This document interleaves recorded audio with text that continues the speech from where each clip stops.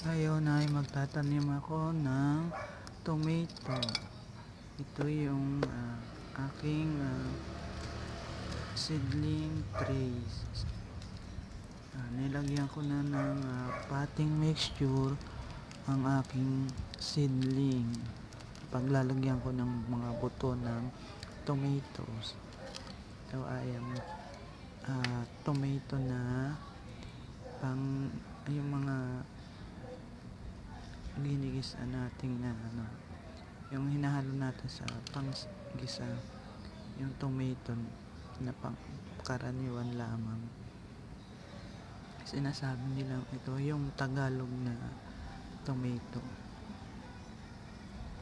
Nilagay sa seedling tray yung tomato, tapos dinabunan ko ulit ng potting mixture ng lupa para tumubo ng maganda. Tapos lalagyan ko pa ng ng seeds ng iba pa. Tapos ay aking didiligan ang aking seedlings, ang aking tomato seedlings.